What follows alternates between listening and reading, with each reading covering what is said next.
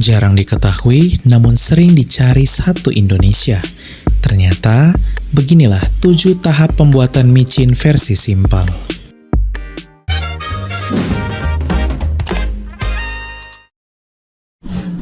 Halo hai sahabat angkaran data.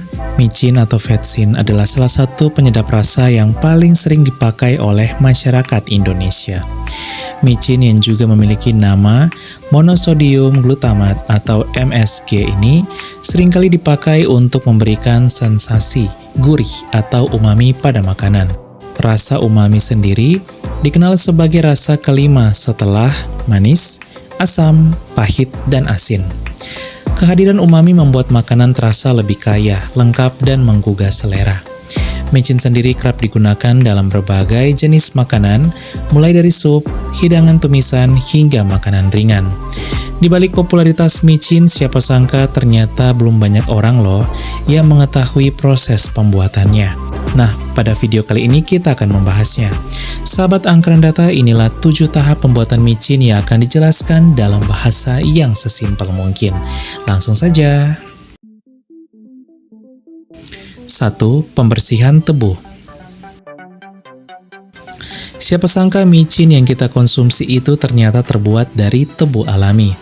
Tebu yang siap dipanen tersebut dibersihkan terlebih dahulu dengan menggunakan sugarcane harvester. Sugarcane harvester merupakan sebuah mesin pemanen tebu mekanis yang berfungsi untuk memisahkan daun, memotong tebu, dan memotong batang secara otomatis. Setelah dibersihkan, tebu lalu dikirim ke pabrik.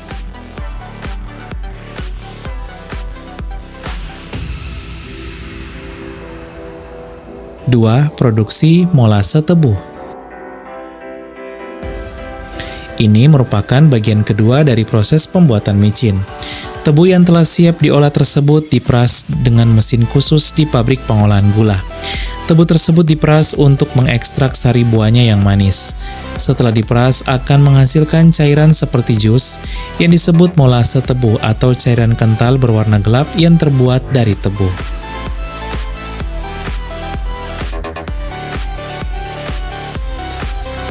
3. Proses fermentasi.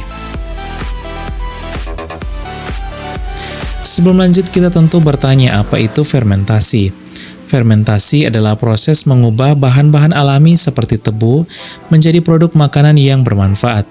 Misalnya, susu diubah menjadi keju, dan kedelai diubah menjadi kecap. Dan di tangki yang sangat besar inilah proses fermentasi molase tebu tadi dilakukan. Molase tebu dimasukkan ke dalam tangki, kemudian akan ditambahkan mikroba fermentatif. Mikroba fermentatif merupakan mikroorganisme seperti bakteri dan jamur yang mengubah karbohidrat atau gula menjadi zat lain.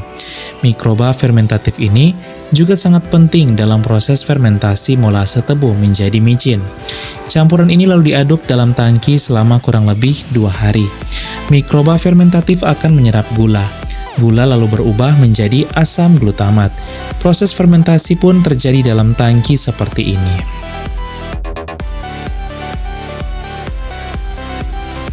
4. Purifikasi.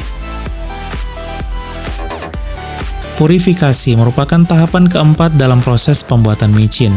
Asam glutamat yang telah dihasilkan dalam proses fermentasi tadi akan diubah menjadi bumbu monosodium glutamat. Proses purifikasi pun dimulai dengan menghilangkan kotoran yang ada. Kotoran yang ada dihilangkan dengan filter atau penyaringan dan karbon aktif dalam mesin tangki monosodium glutamat.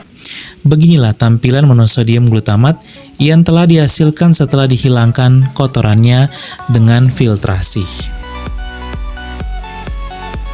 5. Proses kristalisasi. Setelah purifikasi, kita masuk pada proses kristalisasi. Proses kristalisasi ini dilakukan pada sebuah mesin bernama tangki konsentrasi. Larutan akan dipekatkan untuk membentuk kristal. Proses kristalisasi ini dapat dilihat melalui kaca tangki konsentrasi.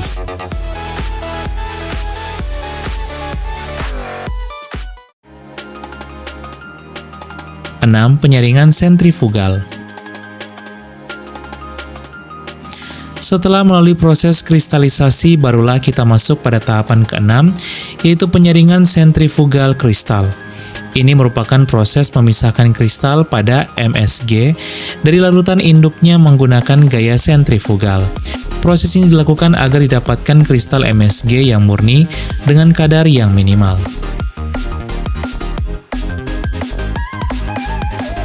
7. Pengemasan.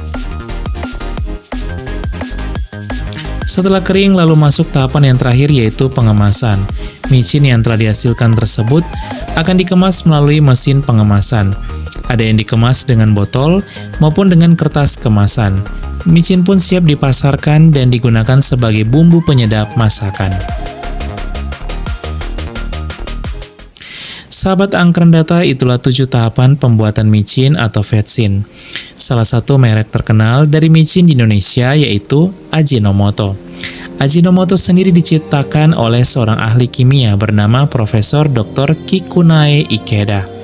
Ahli kimia asal Jepang inilah yang juga menjadi pelopor lahirnya micin atau MSG. Ia mematenkan proses pembuatan MSG pada tahun 1908 dan mendirikan Ajinomoto, perusahaan MSG pertama tahun 1909. Di Jepang saat ini, micin Ajinomoto kebanyakan diproduksi dalam bentuk botol plastik. Namun di Indonesia sendiri, pada umumnya tak lagi dikemas menggunakan botol plastik, melainkan telah beralih ke kemasan kertas yang dinilai lebih ramah lingkungan, karena mengurangi limbah botol plastik hingga 30%. Sahabat Angkren Data, gimana? Jadi tahu kan sekarang proses pembuatan micin atau vetsin? Semoga informasi ini menambah wawasan kalian ya. Sekian dan terima kasih. Halo, hai.